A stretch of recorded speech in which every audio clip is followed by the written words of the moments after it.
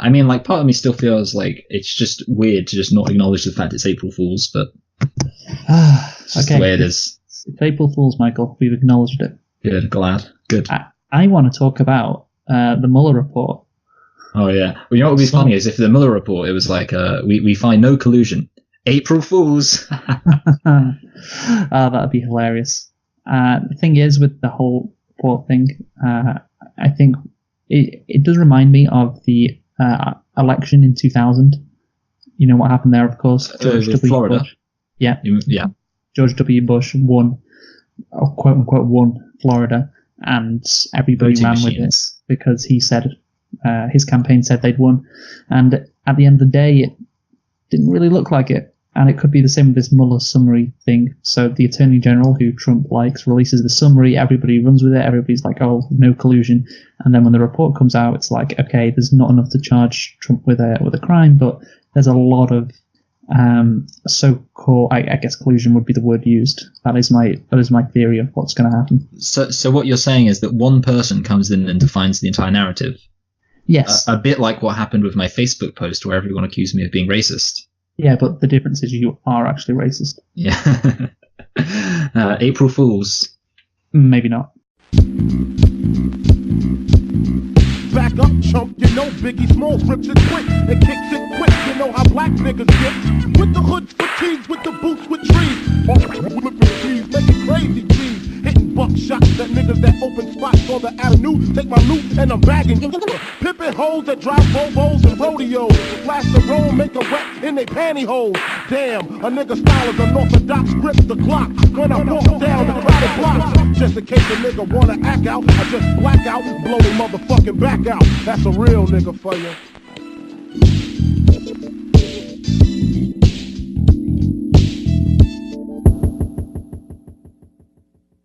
Hello and welcome to Select and Reflect, the movie review podcast where we look at films that come out relatively recently at the cinema and see if they still hold up upon a second watch. I am your co-host, Michael. Oh wait, why am I a co-host all of a sudden? And I'm joined as always by my host, Luke. And this week we are celebrating the release of Shazam. Oh, Luke, I'm gonna have to bring this up. Do you know the Mandela effect? No, what's that? Okay, so basically the Mandela effect is like a weird thing. So on the one hand, it's half a psychological phenomenon, and it's in reference to the fact that when Nelson Mandela died in 2013, loads of people came out and said that they remembered him dying in captivity in like 1991 or something. And the fact that every single person has this shared memory. So basically the Mandela effect is to do with the idea of people having shared false memories. And one of these shared false memories is that there's lots of people who believe that there was a film where the comedian Sinbad played a genie, and the film was called Shazam, when in reality what they're doing is they're misremembering a film where Shaq, the basketball Shaquille player, O'Neal, yes. I know you don't know basketball, so I thought I'd help you out there. Basketball player plays a genie in a film called Kazam. But the only funny thing is that there's lots of people who believe the Mandela effect is part of a secret conspiracy where there are actually alternative universes. And in one of those alternative universes, Sinbad the comedian did star as a genie in the film Shazam. So we're celebrating Shazam, part of the DC cinematic universe, which is still a thing. And we're looking at the latest installment in the DC cinematic universe. I have to give us a shout out, DC Ember. That was truly incredible. So DC Ember, a really good time, where we looked at pretty much every single one. And now we're looking at Aquaman. And Luke, why don't you tell us a thing or two about Aquaman? Sure thing, Michael. So Aquaman is a 2018 American superhero film based on the DC Comics character Aquaman. And it is the 6th installment in the DC Extended Universe. It is directed by James Wan, with screenplay by David Leslie, Johnson McGoldrick, and Will Beall, and is based on the story by Jeff Johns. It stars Jason Momoa, Amber Heard, William Dafoe, Patrick Wilson, Dolph Lundgren, Yahya Abdul-Mateen II, and Nicole Kidman. It was released in December 2018, the 21st of December. And Michael, have a guess at the budget. See, I've been thinking about this for a while, and I think that they wouldn't have had as much faith in this. You know, as I remember from DC Ember, they pumped a lot of money into some of these. Some of these were like $200 million budgets. I don't think they had as much faith in this. I want to say like $100 million. 160 to 200. I mean, they just kept going, didn't they? Yeah, so you're quite a bit off there. But how much did this movie make at the box office? Not much. I don't know, like what? I feel like the one we did that was like a massive flop. But I want to go like 300 million, but I'm going to say 350 million instead. Okay, Michael. The box office return for this movie is 1.1 billion. What? How? Yeah. I don't know. I genuinely don't know. Maybe people really like Jason Momoa. That's Oh, apparently, here's a fun fact: Aquaman is actually still showing in the UK. Yeah, I could go see it at the Vue Cinema in Bedford at 1:00 tomorrow. You should do that. Yeah, great. I think that would be wonderful. Going all the way to Bedford to see Aquaman. Yeah, it's truly stunning how this movie grossed 1.15 billion at the box office. When I heard it passed a billion, like in early January, I think, and I was stunned. And I think it makes it the highest grossing DCEU movie so far. Yeah, well, Justice League and Batman and Superman and all that. That kind of leads to an important question, which is, did you like this film, Luke? I can't say I liked it, Michael. Yeah, so what I wanted to say is that the great thing about the DC Expanded Universe is that we can now say that a film about Aquaman is better than a film about Superman and Batman vs Superman. Because while I disliked this film, I do think it was better than a lot of the other DC films we've looked at, which isn't saying very much at all. But yeah, I was the main thing that's like better about this film is that it just doesn't take itself seriously. So even though it's kind of got like a lot of the same problems, I mean, you know, like in a sense, it makes sense to me that it's the highest grossing in that I think it's probably the best, which isn't saying much, like I say. Having said that, better than Wonder Woman. Oh yeah, sorry, yeah, not better than Wonder Woman. But having said that, it's still about Aquaman. So yeah, I mean, the thing is, if we were rating it, I mean, obviously we'll rate the movies at the end, but it's probably number 2 in all the DCEU movies so far, in terms of ranking, which just goes to show how awful this cinematic universe has been. Yeah. Still going though. They got Shazam. Yeah, if this was a Marvel movie, this would be like one of the worst. Yeah, that's the crazy thing. I mean, you know, I'm not a Marvel fanboy, unlike you. I know.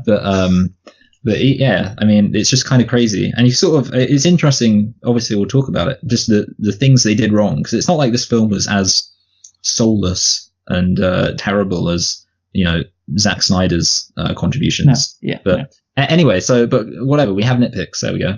Yeah, I'll just tell you the plot first before we get onto the nitpicks. Oh, yeah. So Aquaman is about a man called Arthur Curry, the heir to the underwater kingdom of Atlantis, who must step forward to lead his people against his half-brother, Orm, who seek to unite the 7 underwater kingdoms against the surface world.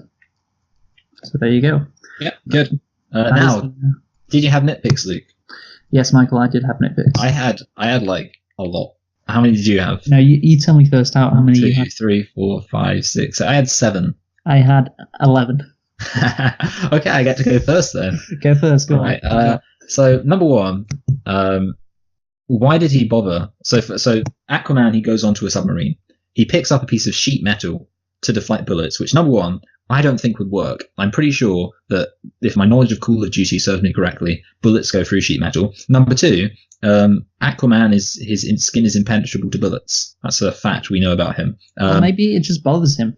Yeah, that could be it. It feels like, or maybe he just wanted to look cool. Number 2, why did he use the Navy SEAL pirate guy to hold in front of him when he opened the door? So this is, of course, he rescues the Russians by opening his thing, and then he inexplicably is holding this pirate guy in front of him to make, you know, just for the lols, and then he throws him out the way. Yeah, the lols.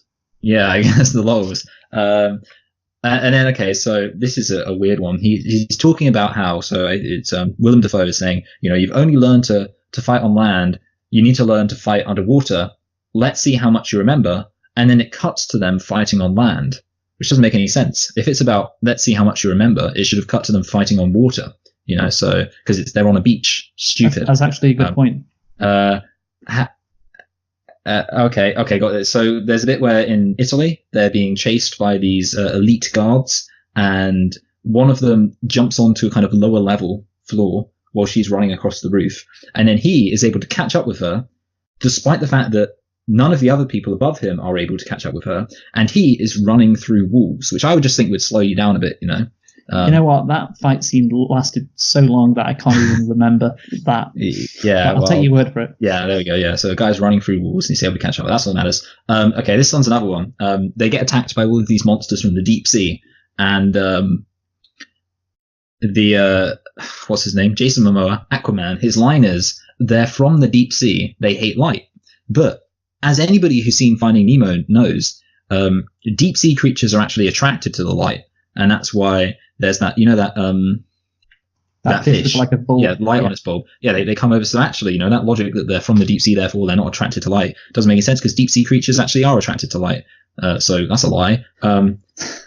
And then this one's a weird one, but how did Aquaman know which statues were of which people? Because he's looking at these, you know, generic statue people, and he's like, oh yeah, Agrippa, very good general, but not a king. Scipio, good general, not a king. And I'm looking at these things, and I'm thinking, is there like a name written on them? And I'm looking really hard, you know, I pause it to see if I can see a name on these statues, and there's no name there, which implies that he's able to identify Roman generals based on statues of them, and just being like, oh yeah, that statue looks like Scipio to me. The only other alternative is that he had a knowledge of the statue collection beforehand and happened to know which ones which, but that just seems, I don't know, I mean. Well, we'll get onto that later, Michael, because I've got a point to make about that. And then the final one, this is a one I occasionally do. It's a weird editing decision. I never really know where to put these, but I think I want to put it here. Basically, it's I can't quite remember the context, because all I've got written is bizarre "we're here" edit. But basically, the red-headed woman, I've forgotten her name. What's her name? Amber Heard, or the character's name is Mira. Mira. So Mira is like, we've got to go to this place, and then there's like just this jump cut, and she just goes, "We're here," and then it's another cut. It's just like, we've got to go to this place. Cut. We're here. Cut. And it just felt very jarring to me. And yeah, like I say, every now and then I just see these strange editing decisions and think that was a weird edit. So I guess, you know, not everyone would notice, but for me, that just strange. You know, we've got to go to this place. Cut. We're here. Cut. You need to let these things breathe. There's like just a 0.5 second edit. Just "we're here." Cut. Okay, well, if I ever do rewatch it back, I'll try to notice it. So, but yeah, so were any of those under your 11? No. That's crazy. So, okay, I'm ready for this, Luke. Thing is, I had I had one more nitpick, which was about Pitbull. But since we're going to be talking about that later, I took that out. Yeah, okay, there's so many nitpicks for this. It's so weird. Like, obviously, I think I said last week when we were reviewing Dumbo how I need to get back on the nitpick bandwagon. And this movie, I really did. We had quite a few for Dumbo, didn't we? I know, I had 2. Oh, okay, I had 5, but so I think it was because there weren't many. I mean, like you said last week, there weren't that many for the Oscar things, but yeah, nitpicks can be fun. Okay, so the first one, the bullies bullying little Arthur at the start. I mean, like, it was so ridiculous, so cliche. It's just so awful. I just hate, like, scenes like that. Does it remind you of when all the kids would pick on you for being a Poindexter? No. Does it remind you when they'd steal your rucksack and go, "Keep away, keep away"? No, because the bullies that did that to me weren't that one-dimensional as the bullies in this movie. Yeah, the bullies that did you had complex motivations, and you appreciated it. Exactly. Like, I could understand where they were coming from. You know, it didn't feel like they were just written in a 5-minute session by some writer. Anyway, next nitpick. Okay, so this is one which maybe you could argue with. In a world where Superman and aliens exist, is it really that hard to imagine Atlantis existing, especially with Aquaman? Yeah, because they were on the TV, and this woman saying to this doctor who was proclaiming Aquaman existed, she was saying, like, "You have no evidence, it's a fantasy," or something like that. And I'm like, come on, man! Like, Superman exists in this universe. Like, Aquaman exists in this universe. Like, is it that outlandish to suggest like Atlantis exists? Yeah, that's true. I mean, I wouldn't say so. That's a good point. Yeah, next up, we'll talk about CGI later. I'll just say that the CGI on Liam Dafoe is shocking. I mean, it's really really bad. Yeah, just laughing and remembering his fucking face. Next up, it takes millions upon millions of years, Michael, for creatures to evolve. But apparently the humans who sunk with Atlantis managed to do so in, 3,000 years? Around about? They managed to evolve into these, fish people and, these creatures that look like, I don't know, they got a bunch of spikes on them, you know? Yeah, have you ever seen the Futurama episode where they go to Atlanta, and Atlanta is buried underwater in the space of 3,000 years? Or sorry, no, in the space of 1,000 years. And Atlanta's buried underwater, and there's a Coke factory, and the caffeine from the Coke factory sped up evolution. So what I'm saying is maybe they had a Coke factory at maybe, yeah. I remember that Atlantis. episode. I remember that episode. Yeah. I remember when he marries her, and then they're going to have sex, and you know, he's like, "How do I do it?" And she's like, "Well, I lay my eggs, and then I leave, and you fertilize them." And he's running away because he just wanted sex. Okay. Disgusting. Next nitpick. We're not even halfway through yet, Michael. How convenient is it that Atlantis' archaeological team found this message from King Atlan just a few months ago, so Aquaman could get it and find this magical trident? How convenient is that, Michael? Yeah, this thing had been lost for, like I said before, 3,000 years. Yeah, and you know what, Luke? Is it? Yeah, it would be about 3,000 years, I guess. I was just trying to think, because I was going to say it's possibly even slightly longer than 3,000 years ago, but we'll say 3,000 years. And yeah, so basically the other thing is, it just occurs to me, this has been one continuous society for 3,000 years, basically. Mm-hmm. Yeah. You know, which is kind of I don't know, you'd think they'd just discovered everything they need to discover at that point, but whatever. Yeah. Also, by the way, I say 3,000 because I believe it was actually Plato who came up with the notion of Atlantis, and he was born 850 BC or some time period like that. So I'm just assuming he was writing about the past. So yeah, I don't know. Yeah, depends how. I mean, here's the thing, Luke. Are you aware of the actual Atlantis theories? I am aware of a couple of them. Well, I've been thinking about this for a while. I saw a video and it was basically arguing that, and this is going to be a real twist, Luke. This is going to just blow your mind. The theory is that Atlantis isn't actually in the ocean; it's in the Sahara. Doesn't that just blow your mind? Yes, no, because apparently that's where. Well, obviously they go to the Sahara in this movie. Yeah, I mean, that's the thing. I was, because I saw that and I was thinking to myself, did they see? Because there's a video on YouTube. It's got 1 million subscribers, 1 million views or whatever, and it's hey guys, this will totally change everything you believe about the government. Did you know that Atlantis exists and the government is trying to keep it a secret? But where is it? It's actually in the Sahara. If you look at this arrangement here, you can see that it kind of looks like a ring. And you know what else looked like a ring? Atlantis. Did Atlantis look like a ring? Well, apparently it had different circular canals around it. That's what I heard from this random guy on YouTube. Okay, yeah, it makes sense, I guess. But I mean, it doesn't make sense. But I can see, because I think Atlantis comes from the Atlas Mountains initially. Yeah, that would make sense. And that's obviously Morocco. Yeah, and that's Morocco, which is obviously next to the Sahara. So, you know. Did you know that in a different parallel universe, Atlantis was in the desert, but now due to the Mandela effect, we know that it's in the sea? Okay, next nitpick. Water-powered plasma cannons, Michael. Water-powered plasma cannons. Well, it's that joke where you say, there's dihydrogen oxide in your, or hydrogen dioxide, whatever it is, in your food, and it's people freak out about it, and then you go, twist, it's actually just the chemical name for water. Don't you look like a fool for overreacting and assuming it was some kind of dangerous chemical? So what I'm saying is maybe that if you say that it's dihydrogen oxide powered plasma guns, that sounds much better, doesn't it? So they should have said that. Yeah, they should have said these are powered by dihydrogen oxide, and great. Yeah, everyone would have believed it. Why don't the Aqua soldiers sent to kill Aquaman and Mera kill Mera right away? They were ordered to execute her, but I don't know if you remember, but they just stick a knife to her throat. And then in the next scene, it cuts to Aquaman fighting the Black Manta guy. Yeah. The next scene, the sword isn't really anywhere near her throat. They should have just killed her right away, and then she's allowed to move further away from the knife next to her throat, which allows her to then, fight off all the guards. I mean, it's just you don't have to have her a knife to her throat. Just have her run away. I just found that a bit annoying. Yeah. I get you. I agree. Okay, so these Atlantean super soldiers, you called them elite before, Michael. They have such shit aim. Like, really stormtroopers. They're like stormtroopers. Yes. That is the cliche. The scene where Amber Heard is running away on top of those rooftops. Christ, like, they can't hit anything. She's just literally running in a straight line, and they're just missing her. Like, there's 5 of them, and they can't hit her. I mean, it's awful, Michael. It's not good. Next up, so Mira, played by Amber Heard, obviously. She might be a bit stupid, Michael. This is my concern with that. She's trying to escape with Aquaman, obviously, but she literally has a fucking tracking beacon on her wrist. She realizes that Aquaman says you're being tracked, and she's like, oh shit. And then she takes this beacon off her wrist, like this bracelet, and breaks it. It's like, didn't you think about that before when you were escaping?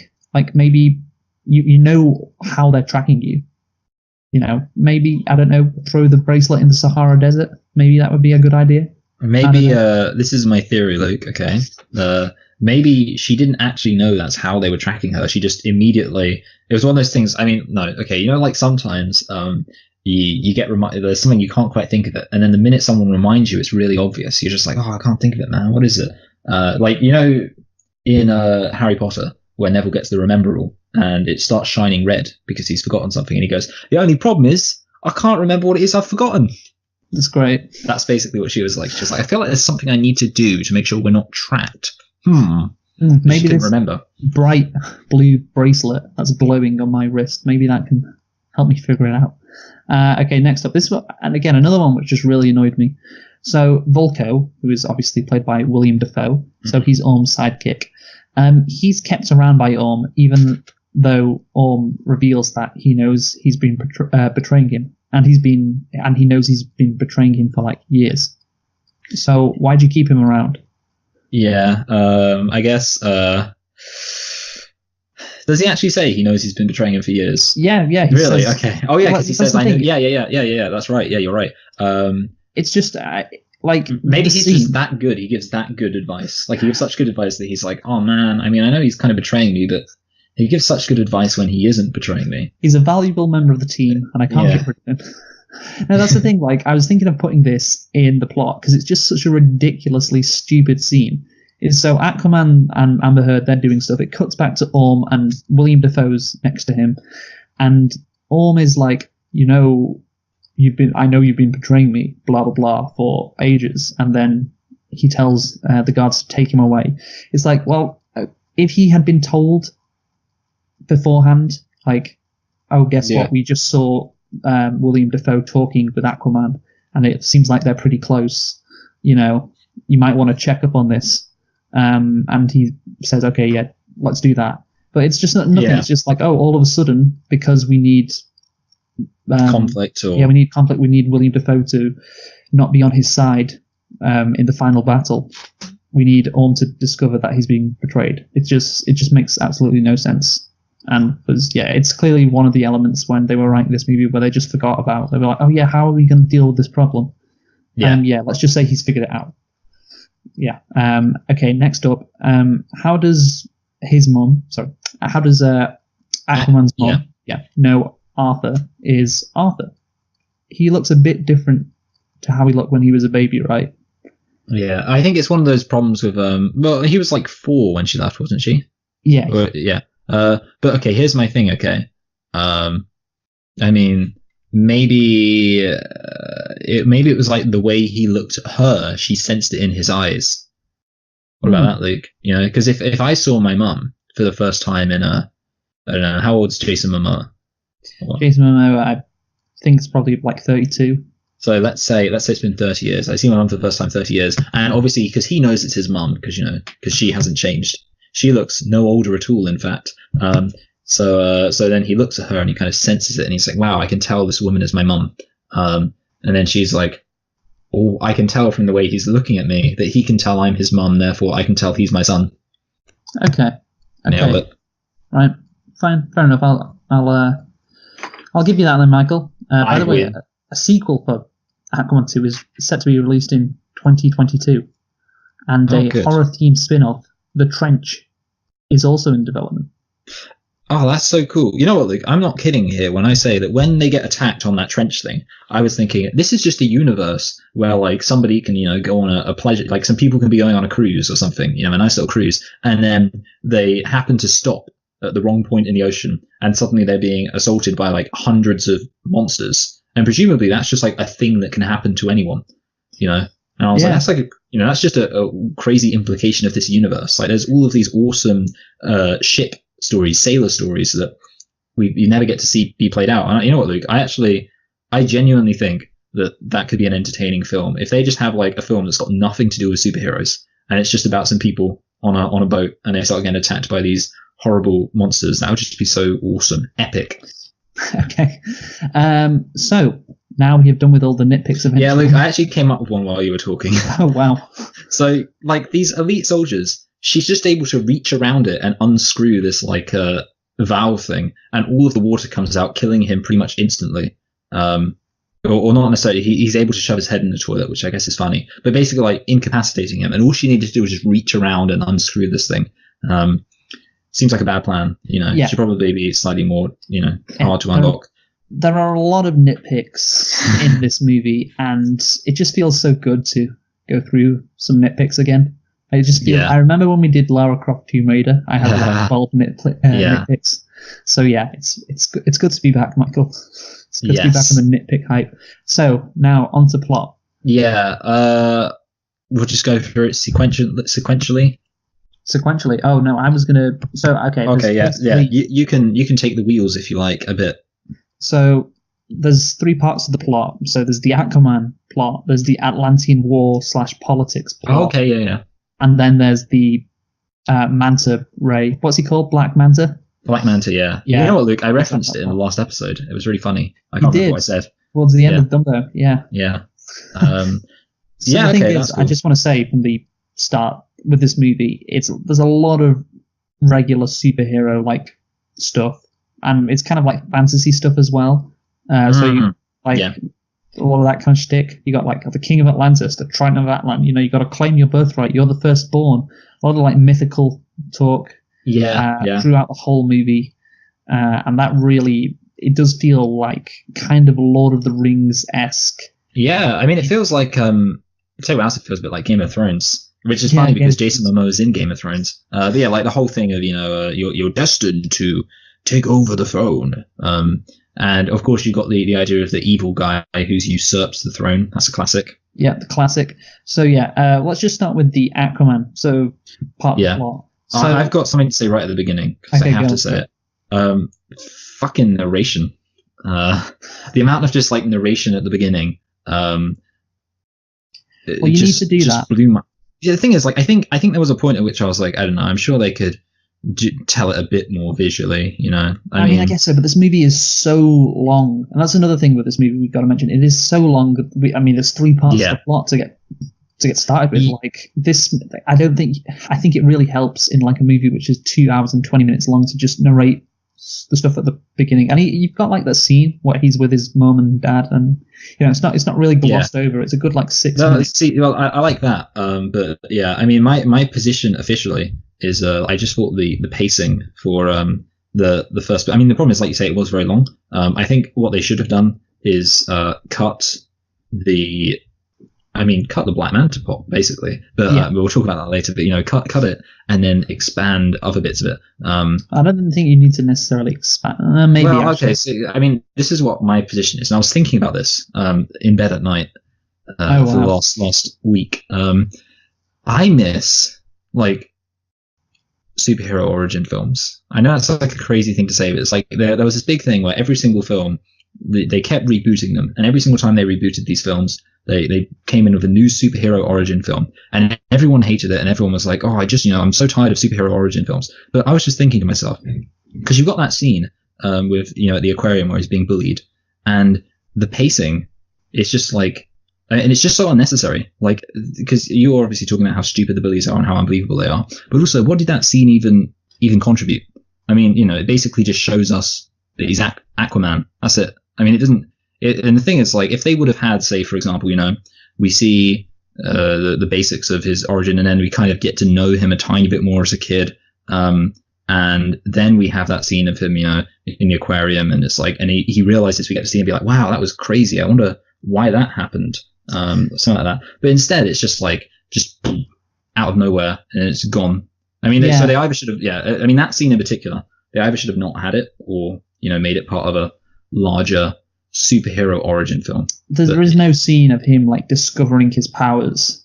And that is something that, it happened as well. I mean, we're going to talk about this movie a bit later on as well, but it's something that happened kind of with Black Panther. When you got a character who's already been introduced into the cinematic universe, and then you have their first standalone movie, you can't really do that because everyone's like, we already know all about this guy. It wouldn't really make sense to have him like do what happens in like The Man of Steel, where he's slowly discovering like his powers and he's being tormented. Obviously, when he's in the closet, like it wouldn't really make sense to have that with Aquaman when he's like talking to fish and he's like, wow, this is amazing. They should have started with Aquaman. I was thinking about it because the whole thing with Marvel is that everyone was like, they started all these weird superheroes. So basically, if DC, they should have been like, screw Superman, we'll start with Aquaman, and then everything would have been fine. That would have solved all the problems. Yeah, I guess so. And the final other thing I wanted to say about the beginning, like his kind of, origin story, if you will, is I did like the idea in a way of him being the son of an illegitimate marriage or an illegitimate relationship. I was like, okay, that's kind of it's a bit of a cliche. It's like the whole, they're torn between two worlds because they're, I mean, the only other example I can think of it is Spock in the Star Trek remake, where he's half human and half Vulcan. But it's like a classic. I was like, okay, that's fine. Good. Good. Yeah. So the thing is with Aquaman, obviously, what he's got to do is he's got to save the world.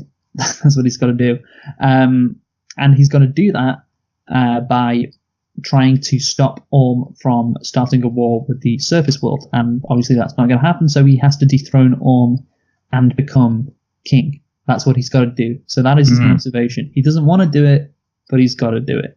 The problem for me with Aquaman throughout his journey, doing all the stuff he has to do to become king, like he doesn't actually go on a journey in the sense of discovery. Yeah.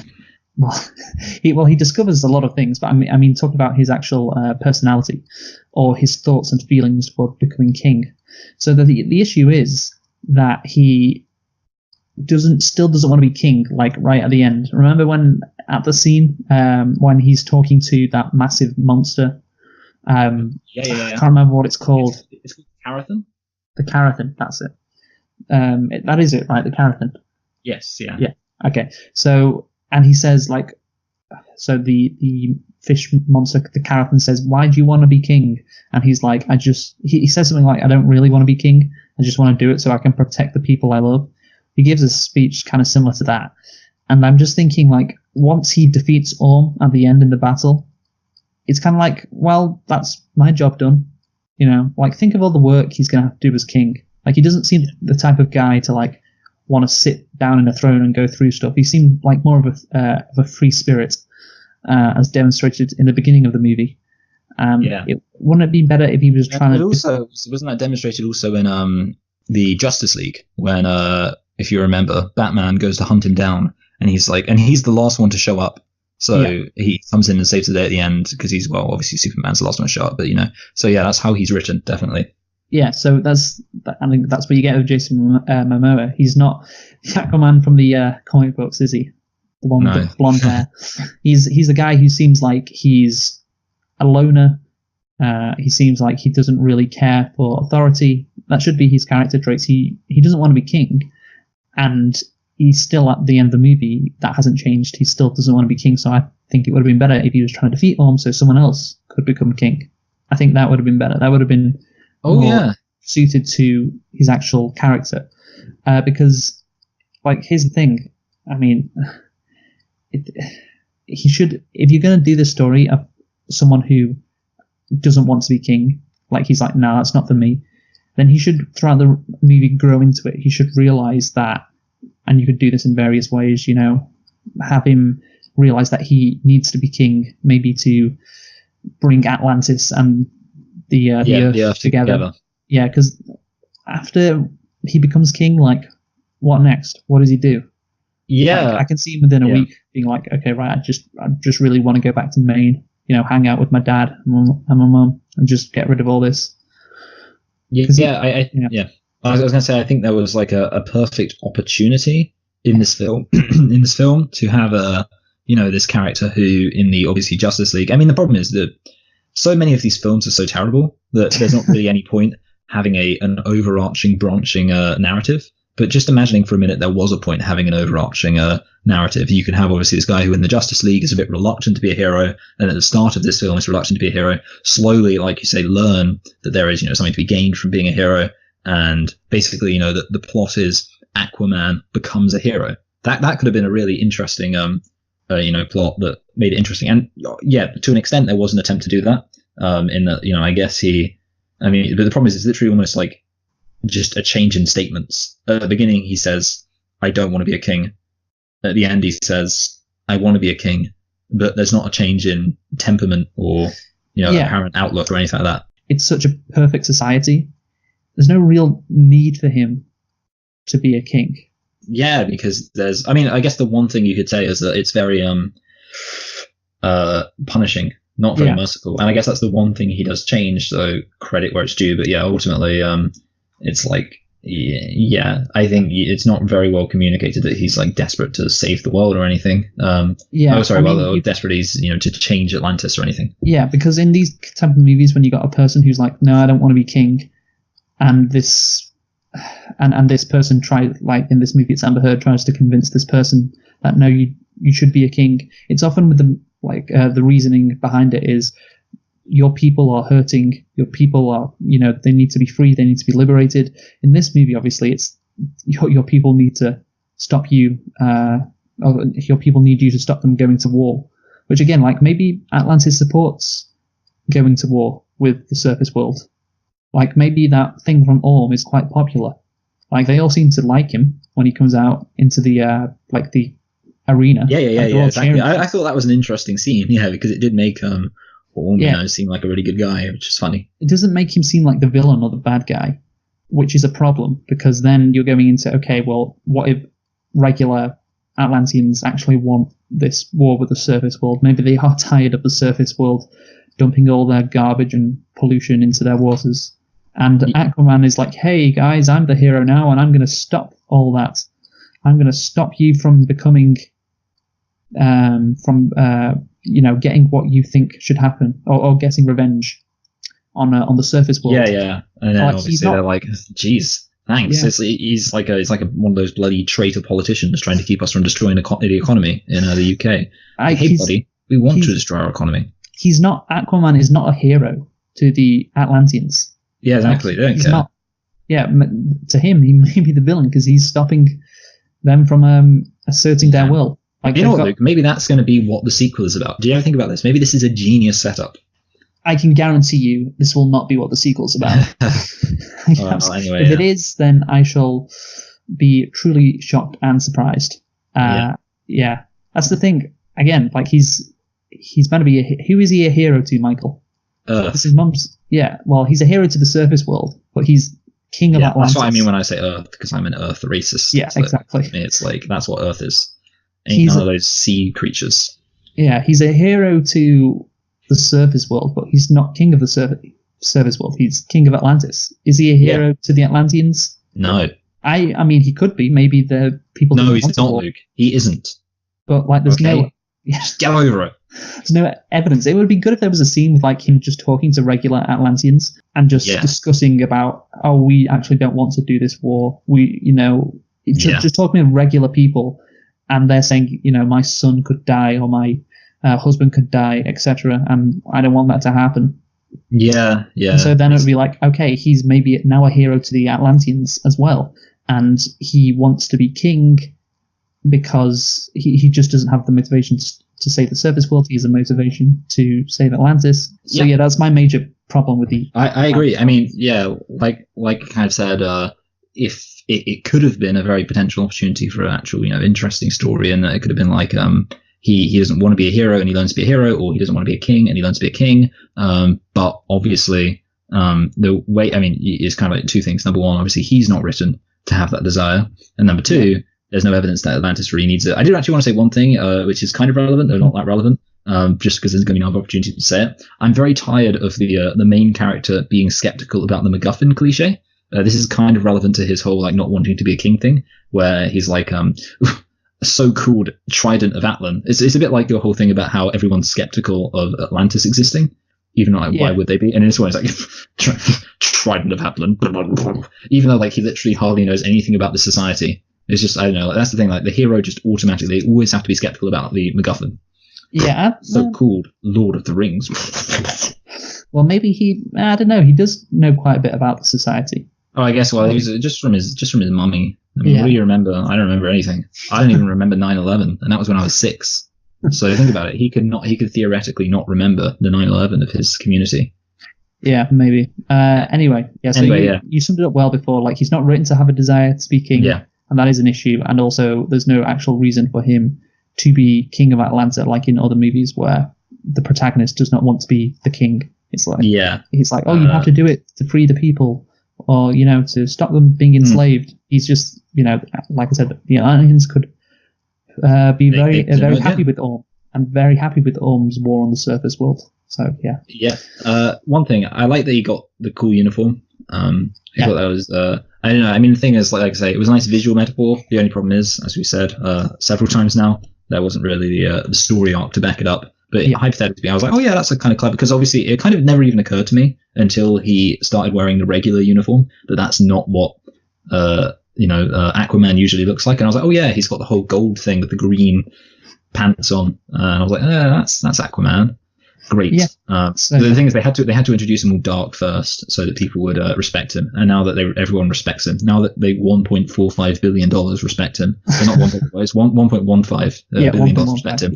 They can give him the lame uniform. Anyway, what else do you want to say about Aquaman? No, nothing. I think we've covered his lack of arc, really. So we should get onto the other part. I might have a bit of a good segue, as the kids are saying. All right, go for it. Well, basically, it's kind of so. There's a bit where they're talking about getting the trident from the Carathan, and his mum says, we need a hero, or I think it was the line you were talking about, where she says, you don't have to be a king, you need to be a hero.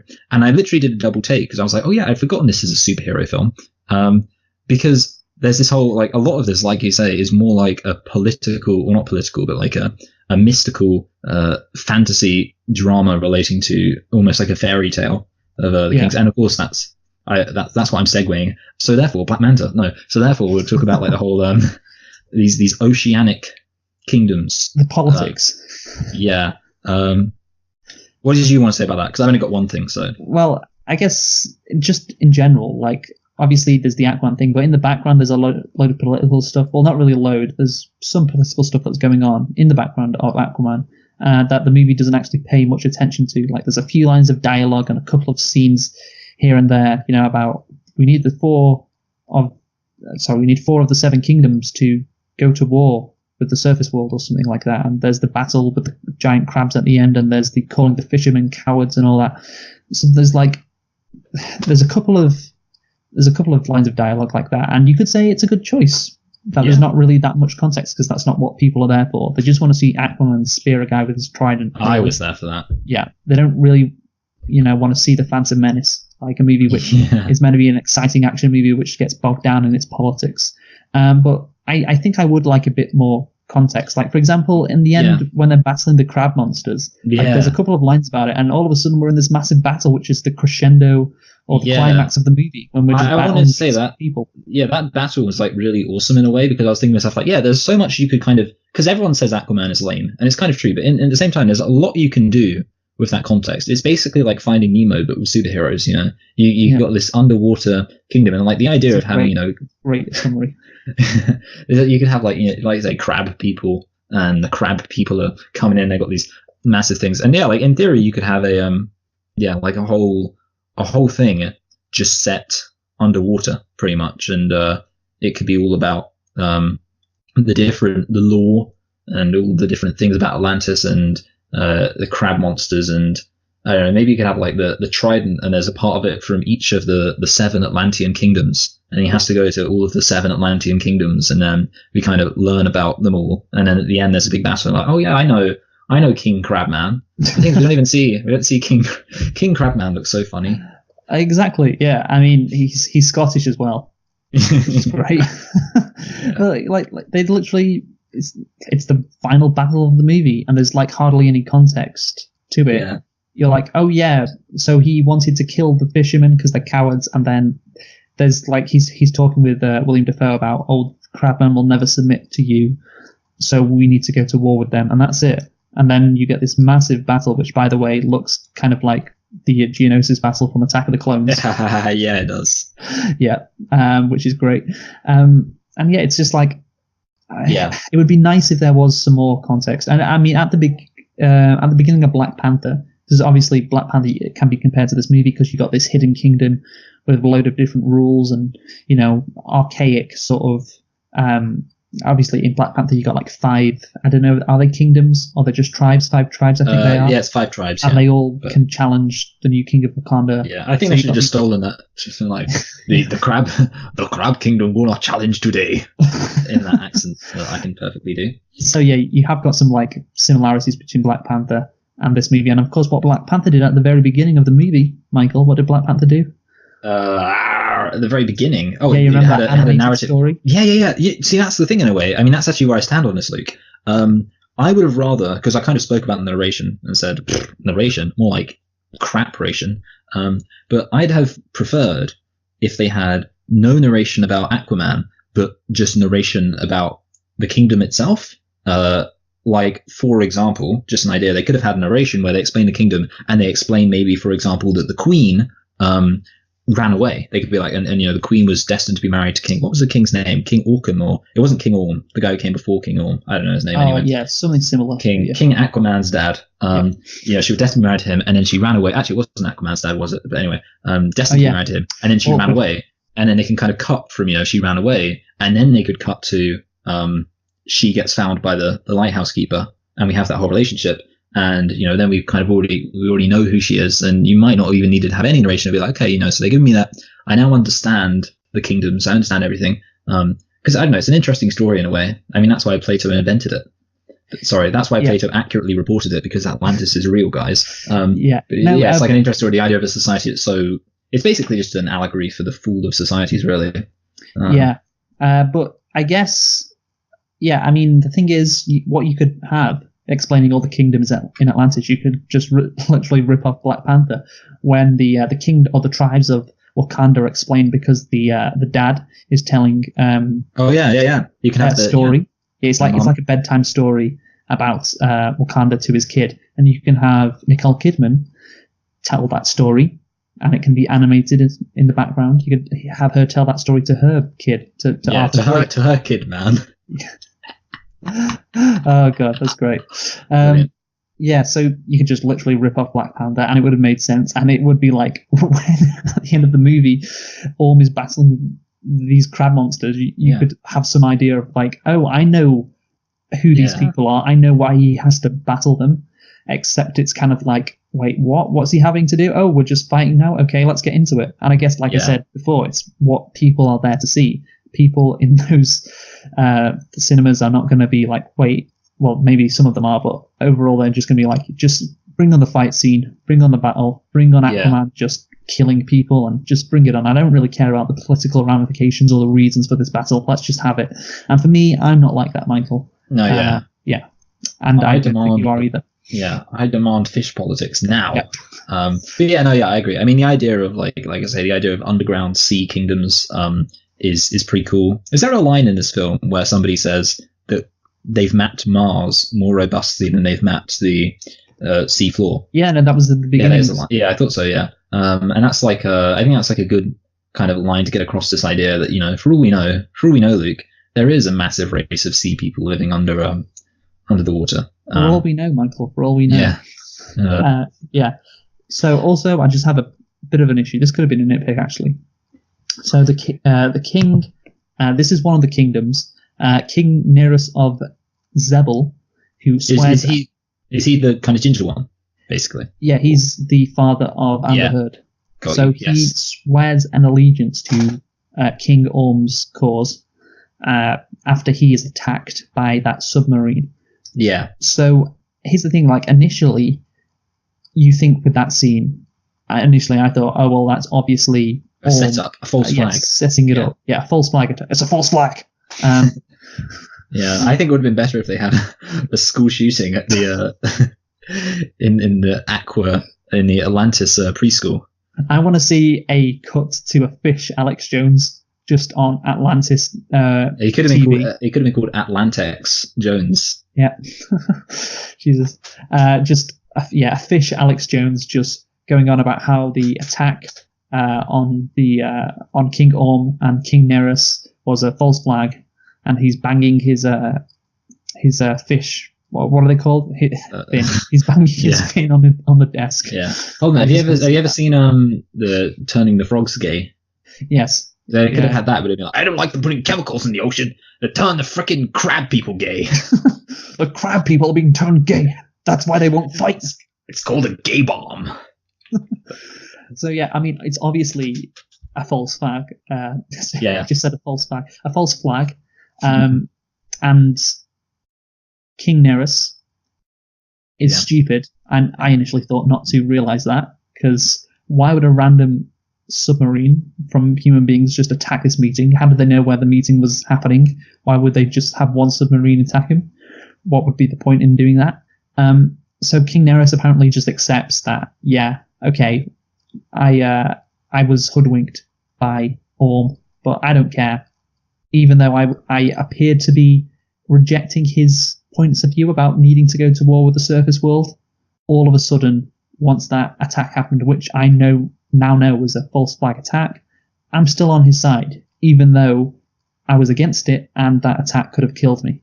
Yeah. So, also, you would think if he was going to back Orm for any reason, it would be because he's marrying into the royal family. I mean, that would be the real logic. It would be like, hey, I'm going to be Ocean Master, and I'm going to be, the father of your grandchildren. So how about, that way your grandchildren are then Ocean Master? I mean, that's how I thought real royal families worked. Clearly, I didn't read enough about real royal families, because I mean, you should have watched more Game of Thrones, Luke. Yeah, I know. Yeah, it's just stupid.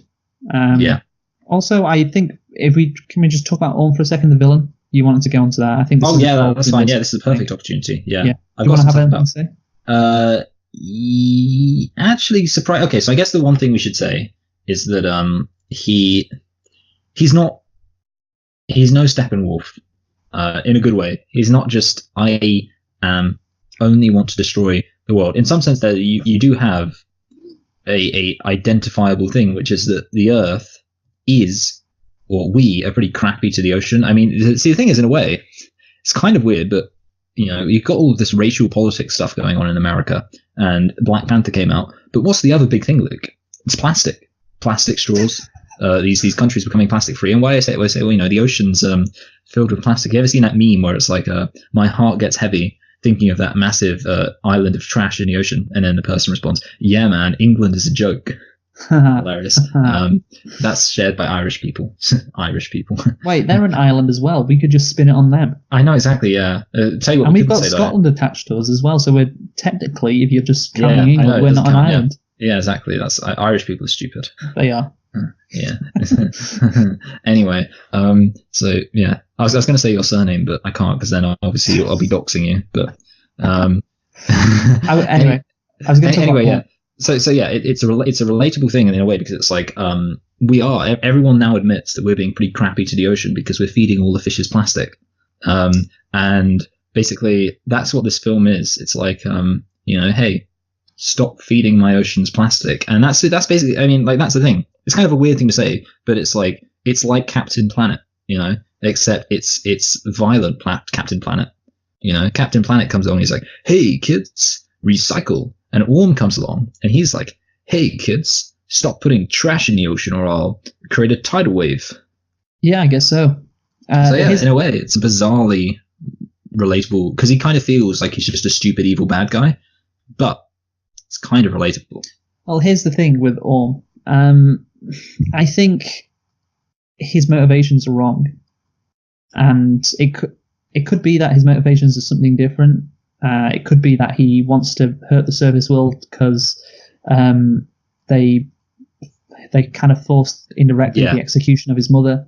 But from what you can gather from the movie, it seems like he wanted war with the surface world because of all the garbage and pollution and them raiding the oceans. And again, we kind of mentioned it with Aquaman, like talking about how maybe the Atlanteans are for this. Maybe they do want a war with the surface world. You can sympathize with Orm. And you can sympathize with him so much that you kind of think... Is he even a villain? Is he even a villain? And normally that's kind of a good thing, but I think with this, it's not, because he's right. I guess the only thing is that it seems like he's kind of got these personal aspirations to political power, but that's fair enough, to be honest. There you go. That's what they should have done. That they should have made it about Orm not really wanting to go to war with the surface world. They should have wanted him just doing it so he can get the title of Ocean Master. And it could be that he's heard of Aquaman. Obviously, Aquaman popped up like a year ago in the Justice League, and he's like, oh shit, my brother, who is the rightful heir to the throne, is alive, and he could take the throne. And obviously, because I'm power hungry, I like the throne. What I could do then is I could take the latest hot button issue and use that to propel myself forward. Yeah, you're right, Luke. Become Ocean Master. And if that was laid out, that would have been better. Then he just wants to start a war with the surface world because they are fucking up the oceans. Do you ever think that this is a lot like the Simpsons episode where the dolphins take over? Well, I mean, they're right to do so. Like we've been. They would be pissed off, wouldn't they? I like when Lisa says, not to mention all that pollution we've been dumping, and the dolphin's like, that was you? But here's the thing, okay, we're going to go back to Black Panther, because Killmonger, his whole thing, the reason why he's bad is because he's like, I want to kill all white people, basically. And that's why we're like, okay, so that's pretty bad. But this guy, for all we know, he's just going to force a reasonable surrender. He never says that he just wants to wipe out the surface world. Maybe he just wants to, reach a negotiation. I don't suspect it because of his character, but it's not laid out properly, so I'm going to go with it. He could just be like, I just want you to stop dumping shit. Renegotiate the oceans. Yeah, I could just, I just want you to stop polluting, my home and my city in Atlantis. And once you do that, we're cool. Which again isn't unreasonable. Yeah, and he's pretty probably heroic right. in a way. It's probably doing more for Atlantis than Aquaman's doing. I mean, what are the odds that do you think we're going to see Aquaman in the future campaigning against pollution? Yeah, what if some weeks into Aquaman's reign as King of Atlantis, and a bunch of Atlanteans come up to him and go, "So Aquaman, what are you going to do about all that garbage that's coming into our oceans? Then, eh? What are you going to do?" Well, he could be a really corrupt leader, because he's basically kind of more friendly with the surface world than he is with Atlantis. They basically elected an outsider. He's Donald Trump, Michael. Exactly. He's so the surface world is Russia. Yeah. Atlantis is America, and he's Donald Trump. Yeah, and Hillary Clinton is on. That's not bad. I mean, where's the lie? Like, he is looking after the surface world's interests ahead of his own city's interests.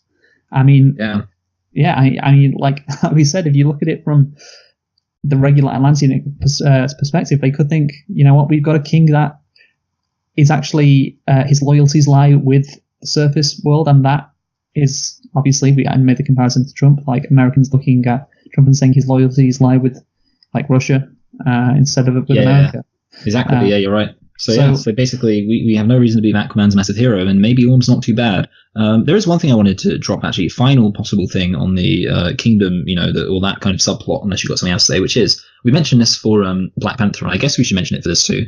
Obviously, there is no challenge of the idea that monarchy is a good thing.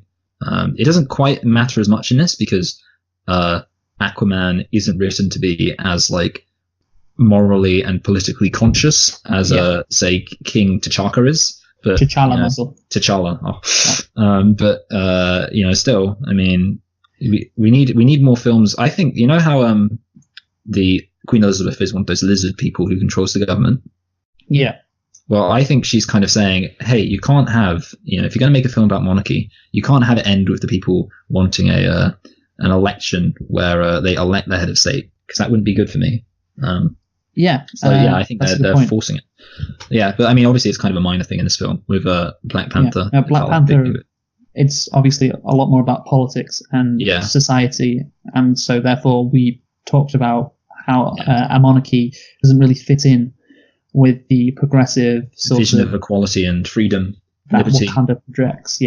Yeah, but in this, I mean, it's a pretty shitty world, so it doesn't really matter. We don't really know about the world of Atlantis. So maybe they'll address it in the sequel, Luke. Never give up hope. They'll address it in the sequel. Okay. I believe. Anyway, so shall we move on to Black Manta? Black what? Black Manta? I thought you said Black Banter. Let's move on to Black Banter. Black Manta actually does sound a bit like Black Panther. Oh, yeah. I accidentally wrote Black Mantra, which kind of makes sense because, mantra is actually a word, unlike manta. But, this guy, he's the, Black Manta, the whole Black Manta plotline is like the ginger stepchild. Yeah, it's funny because I wanted to say that, I think I mentioned this last time as well when I mentioned Black Manta. He's the only Aquaman villain I knew of. And like I said, I assume for most people, the number of Aquaman villains they know is 0. But for me, I don't know how I knew it, but I knew that Black Manta was an Aquaman villain. And I was like, oh, I bet he'll be in the Aquaman film, and he was. But then he's like a very minor character. There's not much to say about him. I mean, there's one thing. Did you actually watch the mid-credit scene? No. Okay, see, here's the thing. Like, I used to forget all the time. But then I realized, I was like, oh wait, DC, they do a mid-credit scene now. They don't do a post-credit scene because they're not that much of a hacks. But basically, I'll tell you what, the mid-credit scene is quite funny. Basically, the guy who believes Atlantis is real. Yeah, and his name is Dr. Stephen Shin. Yeah, the mid-credit scene is he discovers Black Manta and basically brings him back to life, kind of. So basically, it's setting him and Dr. Shin, so Dr. Shin and Black Manta, up as villains in the next film, I guess. But ultimately, this film I think needed to have something cut because it was already very long. And there was some stuff that could have been expanded, and it might as well have been Black Manta. Yeah, I agree. I mean, like he's in it for like 3 scenes. He's in it at the beginning, and then he shows up like 20 minutes later, and then he shows up like 50 minutes later, and then all for like apart from the opening scene, it's like 2-minute scene with him, and it's like, oh yeah, he's in this movie as well. It's like I don't know why you just didn't cut him and save him for the next episode, because it's like we said before, we've just gone through a bunch of stuff with the plot. Yeah, like there's a lot of stuff to get through. It's quite a meaty movie. You don't need this character. I guess maybe they're thinking, well, let's set him up for the next movie, but again, you don't really need to do that for a sequel. I mean, you could just have him in the opening scene. With Black Manta, you could have that scene just in the next movie, in the sequel, and there you go. I was going to say 2 things, both of them. So first of all, I thought it was kind of funny that we had the hero just handily beat the villain. Is because obviously he gets onto this thing and he gets confronted by a Black Manta before he's Black Manta, and he just smacks him down, no problem. And also I thought it was kind of like an interesting choice to have Aquaman just straight up not save the villain's dad and just leave him to die. I thought that was, good. But I mean, I actually thought like there's a mini arc there. It was a reasonably good motivation in a way, especially because you've got the bit. I mean, the one thing that I think people will point to as like a good thing. I mean, I don't think anyone will point to this because I don't think anybody cares. But the scene where Aquaman says, because I didn't save that guy's dad, and I wasn't, because we've kind of spoken about how there was a floundering attempt to have the story arc be that Aquaman becomes a hero. And one of the examples of that is when he says, I could have saved that guy's dad, but I didn't. And that caused him to become a villain, which then caused him to nearly kill you. And therefore, I need to start saving people because otherwise they could kill you. Brilliant. Fantastic. Great character arc. So yeah, basically that. Yeah. I guess so.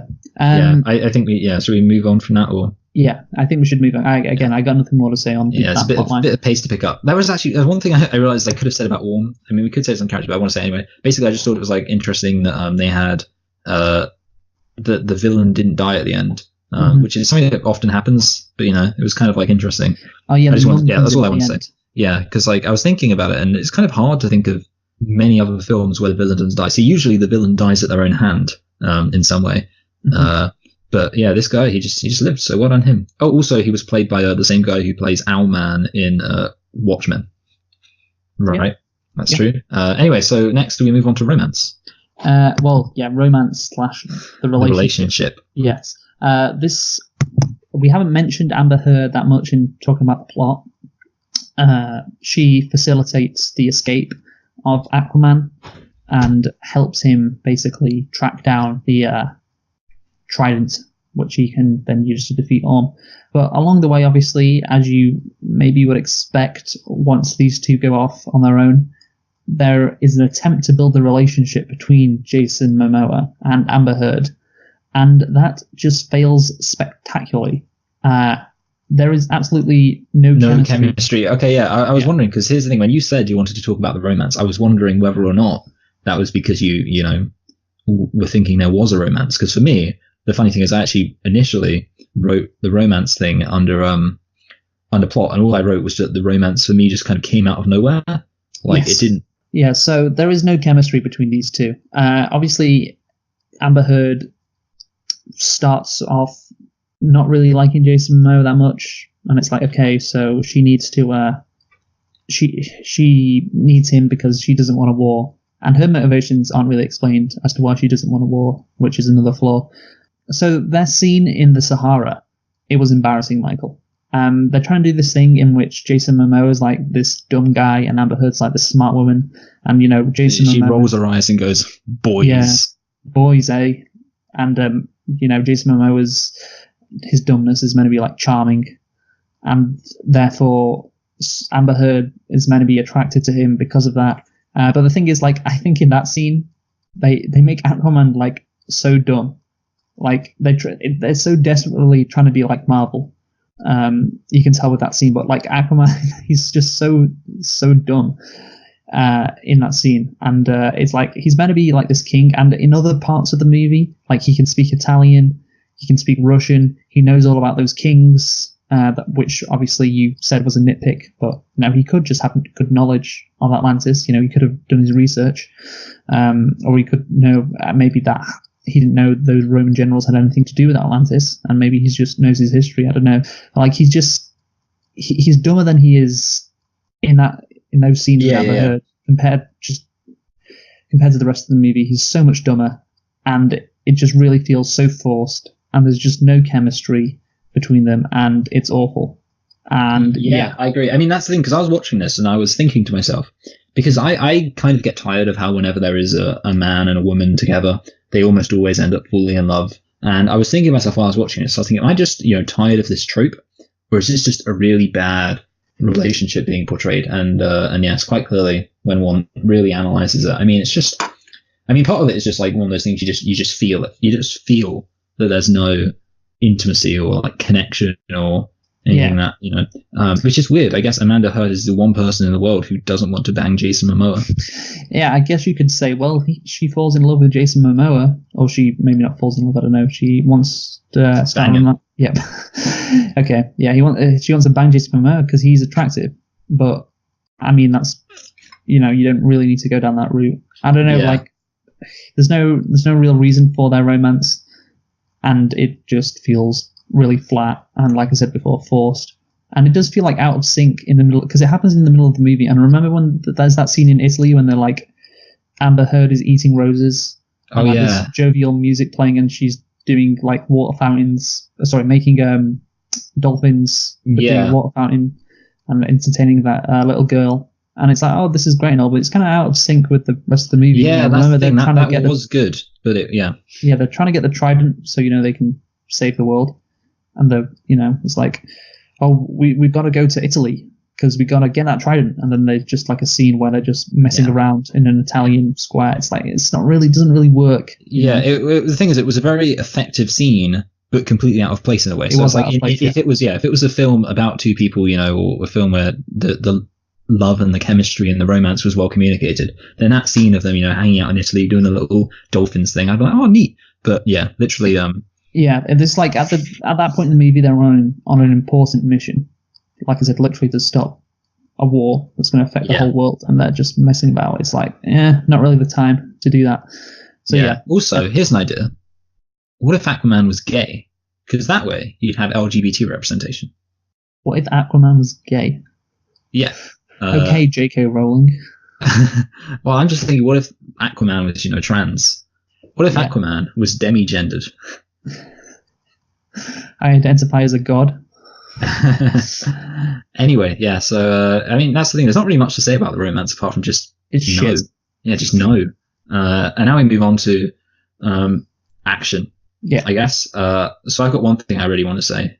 I could have no, it could have been a nitpick, but I'm not going to put it as a nitpick because it's not really a nitpick. In that first submarine fight, there is this riff on the electric guitar. It goes like do do da, and it plays like 4 times, and it was just like really distracting to me because it just felt like it was like too repetitive. It's one of those things you'd think you only have it once, but it's like he walks in and it goes do do da, and then he gets knocked over. He gets back up and he's like, whew, that wasn't painful at all. Do do da, and it's like just over and over again. I'm like, stop do do daring, yeah, dope heads. And yeah, I mean, I don't know. I hope one day you do go back and you just notice how many do do dars there were. Okay, I will do that. Yeah, the action scenes. The first one in the submarine is good.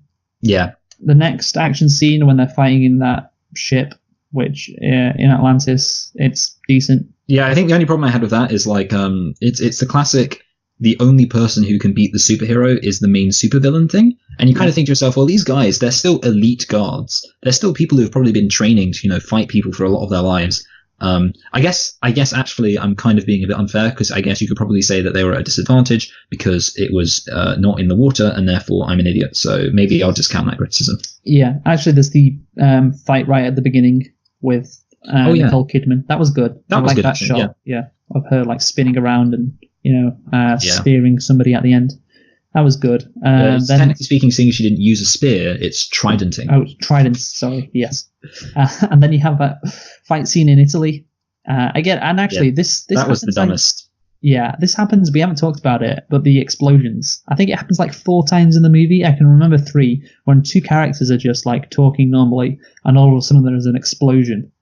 And that's because it's exciting. If it happens once, it's fine. If it happens twice, it's like, okay, right, that's enough. If it happens 3 times, it's like, is there anything else you can do? It's like the doo-doo-da of scene transitions or plot transitions. It just happens too many times. Yeah, I agree. Yeah, I noticed that. I mean, it's like with the submarine, even right at the beginning, I was like, what are you doing with this submarine thing? I mean, it really just interrupt a conversation like that. Just happens to interrupt the conversation. It happens to be relevant to the plot. Yeah. But yeah. Also, can we talk about the fact that for some reason getting hit by a laser beam caused that bell to chime? I don't remember that, Michael. Basically, it hits a church. A laser beam, one of Black Manta's laser beams hit a church and kind of like, exploded the bell, and it went ding dong. No. I don't think that's what sound it would make. Anyway, also, but then it led to the scene, the best bit, where Aquaman just kind of like shoulder barges because there's a girl, she's about to get crushed by this bell. And he just jumps in there and just smashes it out of the way like a badass. Yeah, I guess so. And that scene goes on for so long, though. Yeah. It's really like, how many buildings do they, destroy? Yeah. I was just thinking, like, while the scene was going on, it's like, oh, it's such a nice little Italian town. I was thinking that too. And you're just ruining it. It's like a smaller scale version of Metropolis in Man of Steel. Yeah, it was a bit OTT and a bit long and unnecessary. So yeah, not very good. Yeah, the action. Also, the action. Luke, I feel like you missed one out. Which one did I miss out? The fight between Aquaman and Om in the arena. So, sorry, yeah. I mean, the only thing I wanted to say about that is that there's a recent theme in superhero films, which is the heroes not respecting the traditions of ritual combat. So it's like, oh, you're fine, challenge him to ritual combat, but if you lose, we'll go in there and break all the rules on your behalf. It's what I complained about with Black Panther. Yeah, Black Panther. It was just breaking the rules. It's like, have some honor, guys. Yeah, I mean, like, you signed up for this. Like, Orm's playing fair, just like Killmonger was in Black Panther. He's playing fair. That's it. Yeah, if you're a villain, if you play fair, you still lose. Yeah, it's like it, and somehow the hero is the good guy for cheating. I don't know. I think, I mean, obviously it's a fucking superhero movie, but I don't know, Michael. It's teaching kids the wrong lessons. Yeah, exactly. This entitlement generation thinks they can lose and still have a shot of becoming in the Bible it says that you were taught to keep your oath, but I say unto you, don't even make an oath, because you might fail to keep it. And in many ways, I think that's applicable to things like this. And Jesus, what he should have said is, you've been told respect the traditions of superhero ritual combat, but I say unto you, don't even enter into a superhero ritual combat, because you're inevitably just going to break the rules when you start losing, and everyone's going to think that you're a dickhead. Mm-hmm, yeah. And I'll bring that up in my Passion of the Christ review. Okay. So, anything else to say in the action scenes? No. Yeah. I mean, some are good, some are bad. Yeah. I mean, kind of already said everything about the final action scene with the, massive battle. Just fucking Jason Momoa comes out with that Karathan and just destroys everybody. So OP. Actually, one thing I guess we should say, nice reincorporation with the whole spinning around to create a vortex. Yeah, but we didn't see him master it or try to master it. Yeah, you're right. Yeah, okay. Yeah. We should have seen I take it back. Yeah. Should have seen him try to do it and fail. Then it would have been good. Yes, or they should have had an hour-long superhero origin story arc, like what superhero films used to do. Remember when Spider-Man goes to do wrestling so he can get a car, and then he doesn't get paid the right amount of money, and then the guy robs the wrestling match, and then he can't save the wrestler, and then the wrestler shoots Uncle Ben? Where was that, Luke? You remember how complicated superhero origin films used to be? Oh god.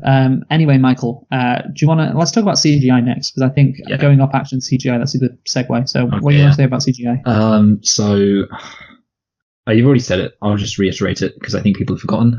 Volva, classic. Love me some Volva. What's his real name? Volano. I'll get it up. Volko. Yeah, that's it. Volko. Yeah. Not good. Yeah. He's a de-aged Volvo, but the thing is also, Volko.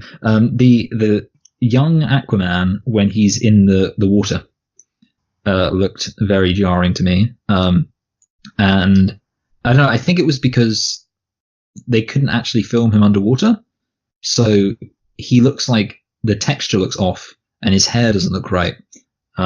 It definitely does not look like they actually filmed a real human being underwater, which I guess makes sense because.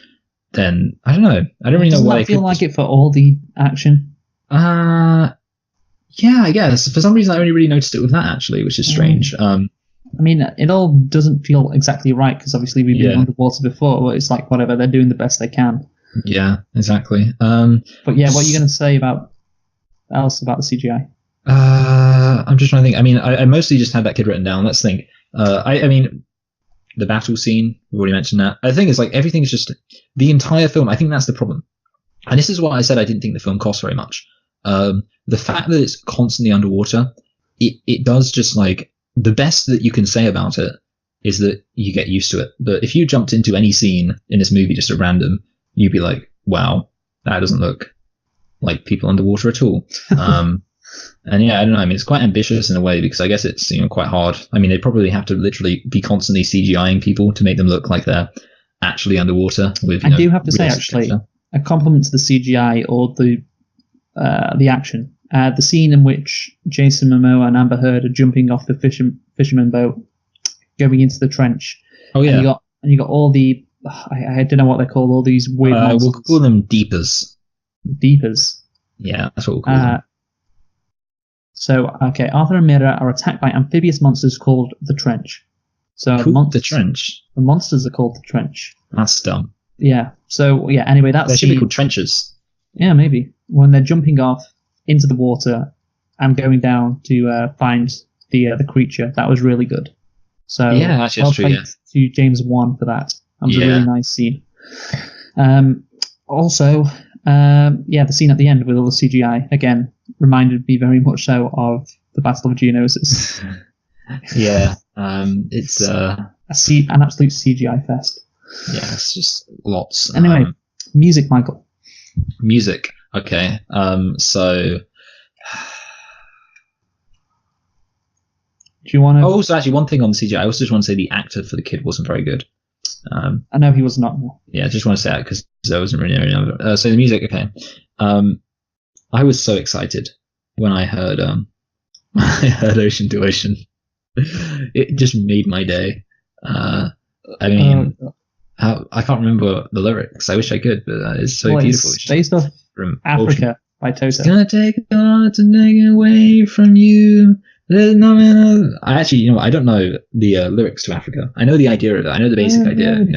I blast the rains down in Africa. And it's just, I mean, it's so bad, and you just think to yourself, they tried to get rid of me, but from ocean to ocean, they're gonna have to deal with me. I've been overlooked, slept on, stepped on, left for dead, always against the odds, like Pac said. I'm living Great Gatsby, but these boys are watching it quick and disappear like Banksy. You know what? I'm so ready.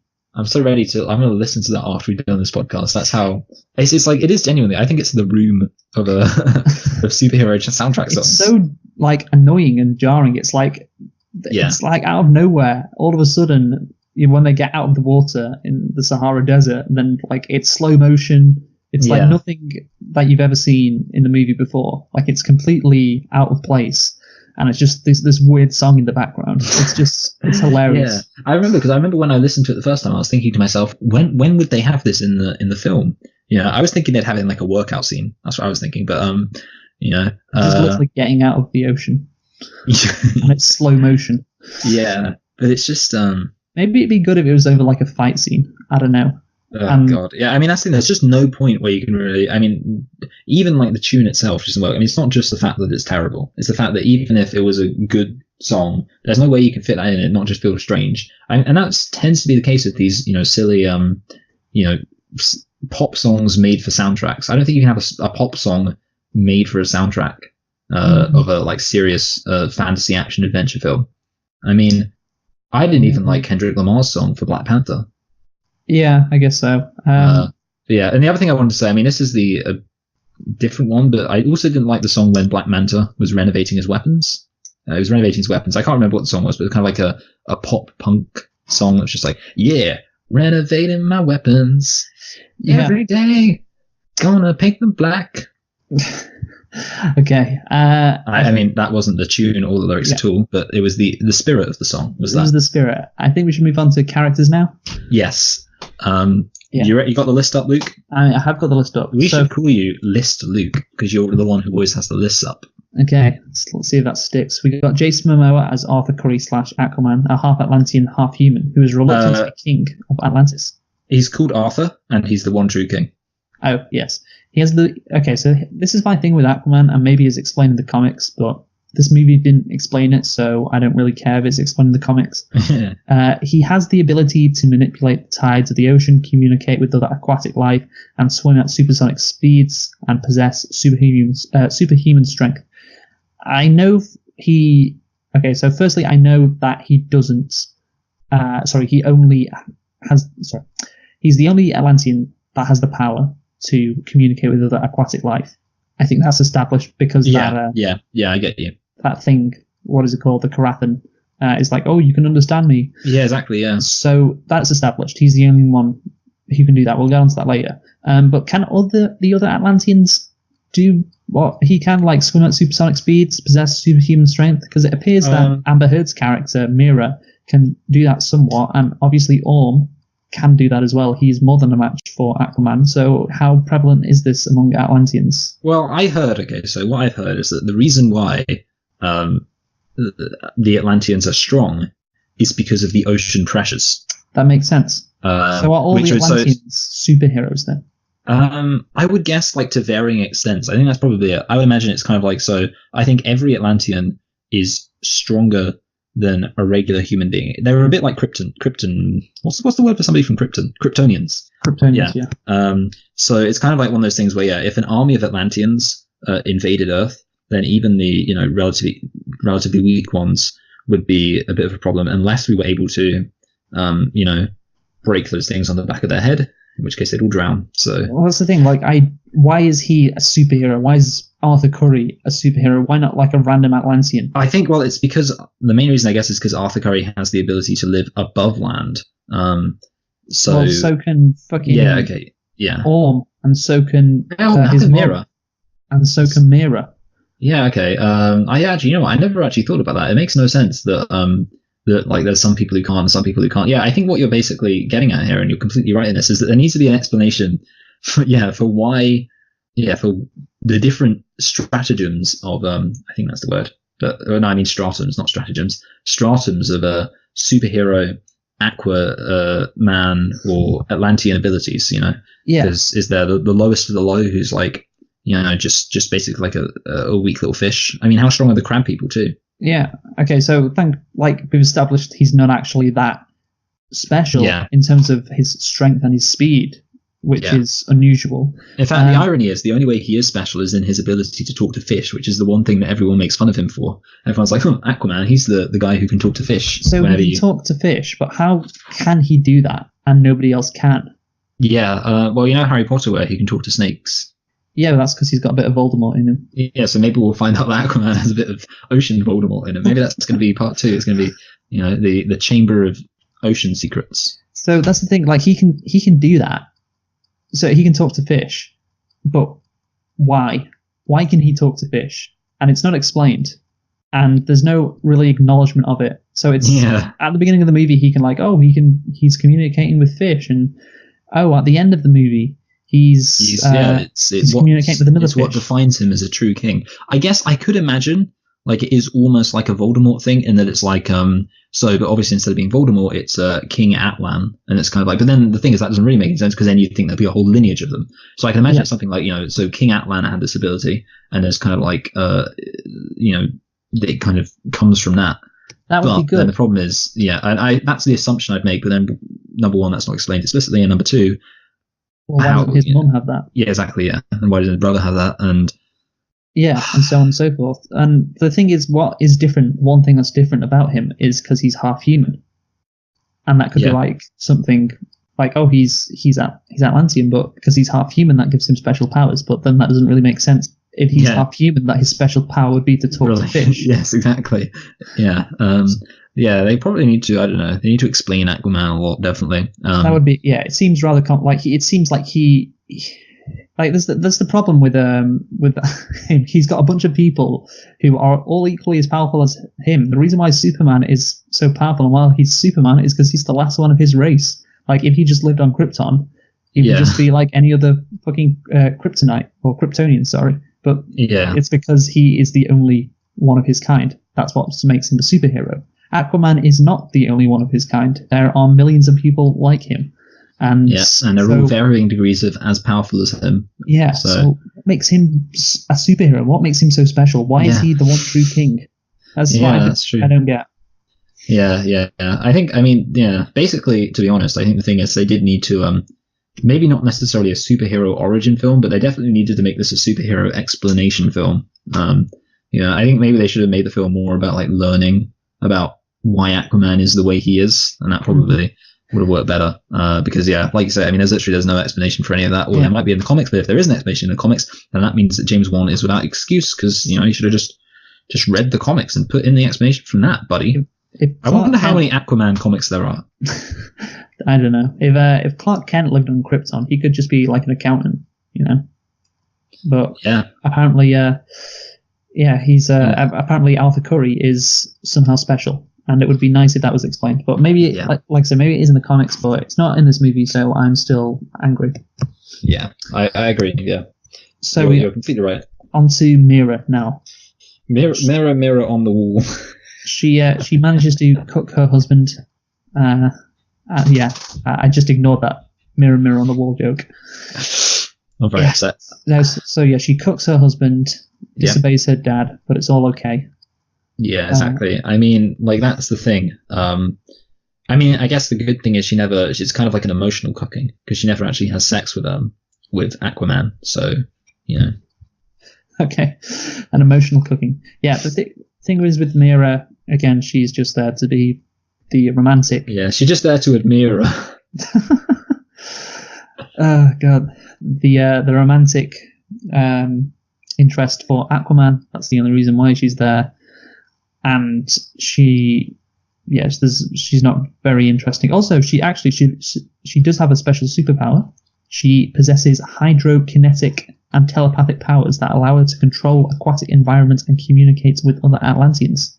So obviously she can take water out of people, like she did with Aquaman's dad. Yeah. Okay. Again, it's not explained how she can do that. Like, how has she got this special power? Aquaman doesn't have that power. How has she got it? I don't know.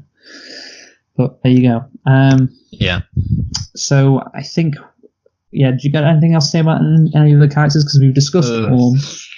Yeah, I mean, I don't know. No, not really. I want to discuss Nicole Kidman and her costume at the end. Oh, you know what? I can't remember what. This is going to be crazy. I can't remember what her costume looks like. It just looked really weird, that's all. Okay.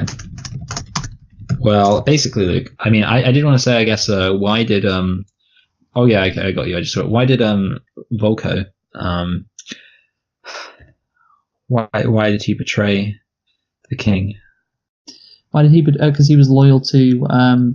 Actually, yeah, that's a good point. So he's loyal to the queen, but that still doesn't mean he should be betraying all, because exactly. He's her son as well. Yeah, I want to learn more about this Volko guy.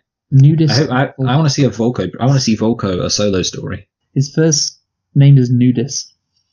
Nudist. That's funny. Anyway, no, to be honest, I was just clutching at the straws there. So there's a final thing I did want to talk about, Luke. I wonder if you've forgotten this. Do you remember what the final thing we have to talk about is? No, tell me. We have to talk about humor. Humor. So, well, I said before they tried to be like Marvel, especially with the romantic stuff between Amber Heard and Jason Momoa. I want to talk about the two things I liked. Oh, go on. So first one is when the guys at the pub or bar, I guess, want to take a picture with Aquaman, and you see Aquaman having fun with them. And the pictures after was really good, actually. I like that. Yeah, I thought that was, I mean, it kind of shows Aquaman. He's a fun superhero, which I don't know, yeah. I mean, that's the thing. Everyone loves Jason Momoa. Like, if they hadn't cast Jason Momoa, I don't think they'd be, I mean, you know. They'd cast Edward Norton. Yeah. It wouldn't have gone as well. Yeah, exactly. But then, okay, this one, I think you're going to be ambivalent on this one because it's in the context of a scene that you didn't like. The bit where Aquaman said he could have just peed on it. Yeah, I mean, because it's an okay line, and if it's delivered, he delivers it fine, and if the chemistry between those two is there. Yeah. But that's it. It goes back to my thing before with Aquaman. The romance. I guess, well, yeah. He's kind of being a bit dumb, and it's kind of a dumb line.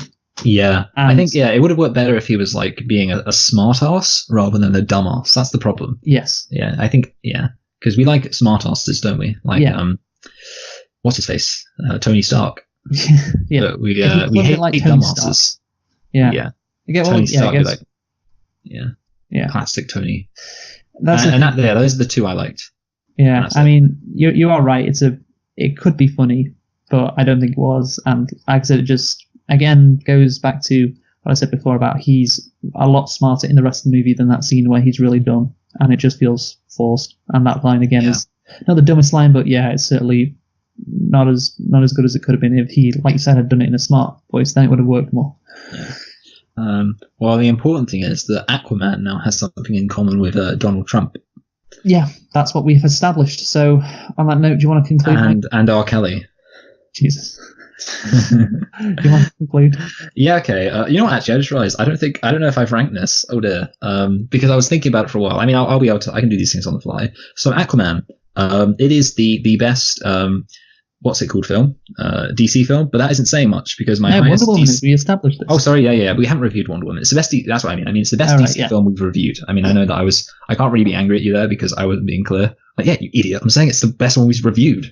That's why I said. That's why I didn't say that. Anyway, but that isn't saying much because the best one I have here isn't even that high up. Having said that, I mean, I don't know. I think you know what, Luke? I think I know exactly where I'm going to place this.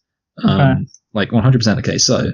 A film jumped out to me, and it was a film that also was set in Italy. That's an interesting fact. It was set in Italy for a period of time. It's also a film. Call Me by Your Name. No, I think I'm putting it quite a bit below Call Me by Your Name. Yeah, a fair bit below. So it's a film which has several attempts at comedy, which ultimately fall flat. Of course, and also actually, this is the major thing. It's got the word ocean in it. I'm putting it just above Ocean's 12. And just below a film which we reviewed a while ago, which I wasn't very enthused with, It's kind of weird that this film is right next to Ocean's 12, though, I will admit that. And that's Captain America Civil War. Of course, we spoke about Captain America Civil War. I think neither of us were in love with it. I was slightly more down on it than you because, like I say, I'm not a Marvel fanboy. But yeah, I would say that this is slightly better than Ocean's 12, slightly worse than Captain America Civil War. Okay. And that's Aquaman, yeah. And it, just jumped out to me. And that translates to actually a high 4 or a low 5. I don't really know because I've just written 5 and 4 at various points on this. So it's kind of like, it's between the 5 and the 4 mark. Okay, fair enough. Yeah, I mean, I don't really agree with how low you rated. Yeah, I know that's the thing. Sometimes I rank these things and I realize that the main revelation here is more like how I've ranked the other films relative to it. So yeah, but I don't know. I'm going to go back to Captain America Civil War. Hey, Luke, are you excited for my quarterly reviews? Yeah. First one should be up on the 1st of April. Oh, well, see what I've decided to do is I'm going to upload like smaller videos rather than having like one massive thing. I'm just going to do the 1st of April, for 13 days, just straight short reviews. I've got them. I've been watching them. I've been scripting them. It's going to be great, Luke. It's going to be great. Okay. Thank you. On to my conclusion. Isn't it ironic, Michael, that a movie about the oceans and the seas was so shallow? I got that off a YouTube comment. Oh dear. Leave. Oh god, no, I just thought, yeah, that's pretty much sums up my feelings on this movie. It's just, at the end of the day, it's just a standard big dumb superhero movie. Like, we picked it apart with the nitpicks. I mean, like, there's so many nitpicks. There's so many just stupid little things wrong with it. As for the plot, like we said before, there's a lack of arc with Aquaman, and also there's a lack of a necessity for his arc, as the Atlanteans don't really need a king of a hero, or a king or a hero, which kind of undercuts his whole mission.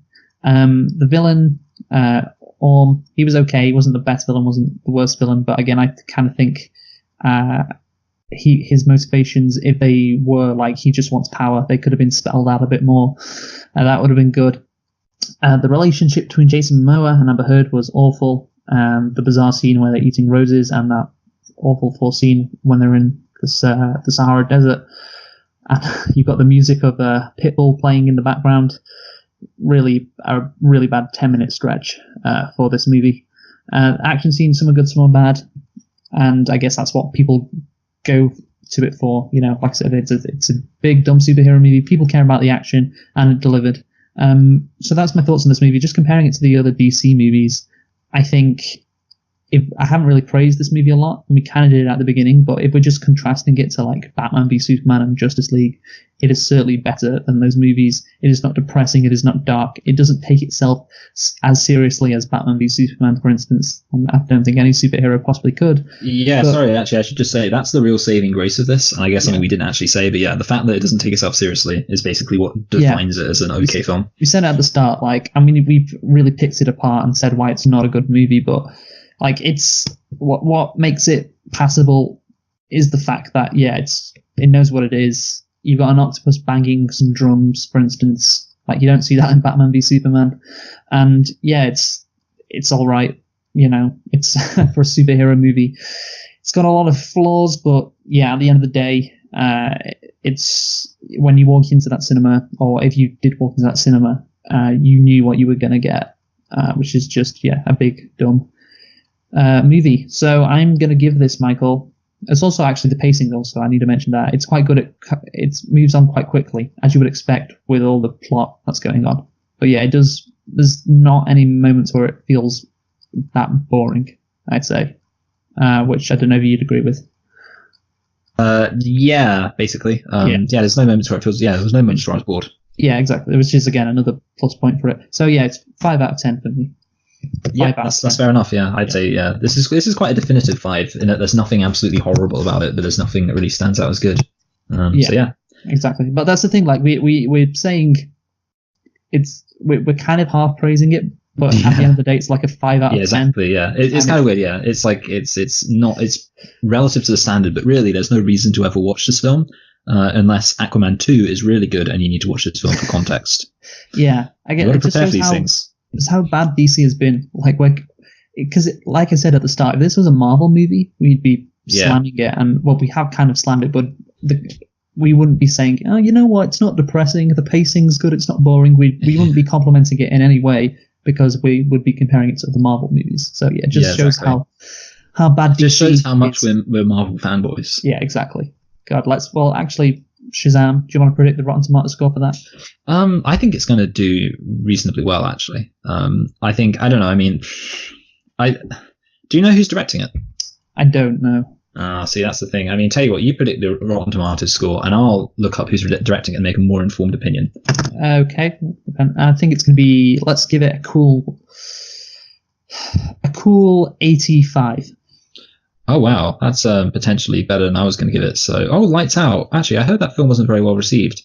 So I'm gonna, you know what? So I actually looked up what Aquaman got. Do you know what Aquaman got on Rotten Tomatoes? Yeah, it was like 65. Yeah, exactly. So I'm not going to give this 85. I was going to say that Shazam will probably be 75, that's a fresh rating, right? Yeah.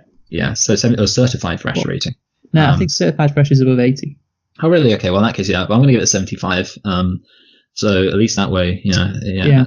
Well, it just seems from the trailer that it's more fun. Yeah, it's fun and it's different, and so I think it's going to be really well received.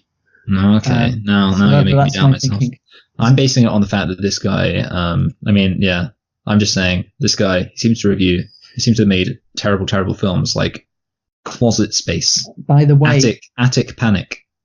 By the way, you won Dumbo last week because Dumbo got Dumbo got 54% on Rotten Tomatoes, and it couldn't. Hey. But yeah, you're gonna win because I said 87, I think, and you said 82. So you're closer, even though you're quite a bit off. Yeah. I mean, apparently just looking at the reviews, it was like the plot was really bad, and it was unnecessary amount of stuff. Also, I'm seeing here that they overcorrected because they've got Dumbo in whiteface, as you'll see. Yeah, no, I've seen. Yeah. Okay, so it's 1-1 currently on the Rotten Tomatoes scoreboard. Join us next week for what are we doing next? Oh yeah, for Passion of the Christ. Yes, that's good what we're doing. times. So yeah, we've been selecting and reflecting on Aquaman because of the release of Shazam, and we have rated it 5 out of 10 and the second best movie in the whole DCU. Incredible. So let's look forward next week to Passion of the Christ, Michael, which I know is a movie very close to your heart. Yeah, very close to my heart. Very close. Who have you been, Michael? I've been Michael. And I've been Luke. See you next week. Goodbye. Goodbye.